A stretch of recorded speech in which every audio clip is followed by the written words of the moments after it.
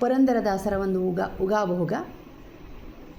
ಒಂದು ಕಾಲದಲ್ಲಿ ಆನೆ ಕುದುರೆ ಮೇಲ್ಮೆರೆಸುವೆ, ಒಂದು ಕಾಲದಲ್ಲಿ ಬರಿಗಾಲಲಿ ನಡೆಸುವೆ,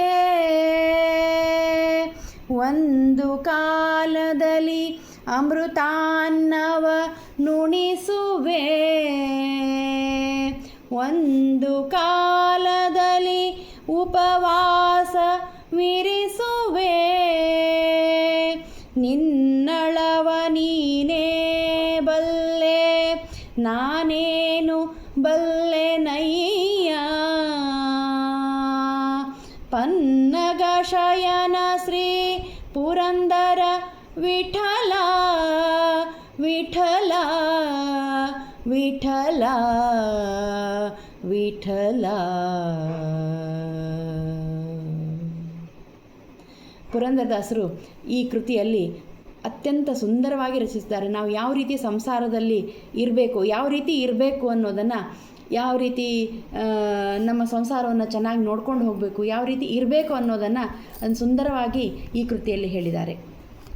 ಹ್ಯಾಂಗೆ ಬರೆದಿತ್ತೋ ಪ್ರಾಚೀನದಲ್ಲಿ ಹಾಗೆ ಇರಬೇಕು ಸಂಸಾರದಲ್ಲಿ, ಹಾಗೆ ಬರೆದಿತ್ತು ಪ್ರಾಚೀನದಲ್ಲಿ ಹಾಗೆ ಇರಬೇಕು ಸಂಸಾರದಲ್ಲಿ.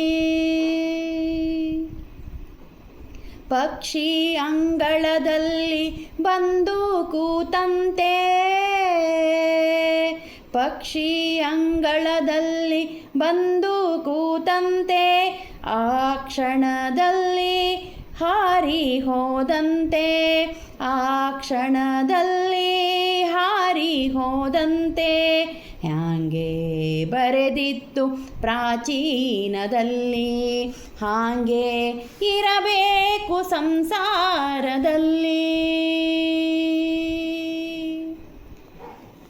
ಮಕ್ಕಳಾಡ ಮನೆ ಕಟ್ಟಿದಂತೆ, ಮಕ್ಕಳಾಡ ಮನೆ ಕಟ್ಟಿದಂತೆ, ಆಟ ಸಾಕೆಂದು ಮುರಿದೋದಂತೆ, ಮಕ್ಕಳಾಡ ಮನೆ ಕಟ್ಟಿದಂತೆ, ಆಟ ಸಾಕೆಂದು ಮುರಿದೋದಂತೆ, ಹ್ಯಾಂಗೆ ಬರೆದಿತ್ತೋ ಪ್ರಾಚೀನದಲ್ಲಿ ಹಾಗೆ ಇರಬೇಕು ಸಂಸಾರದಲ್ಲಿ.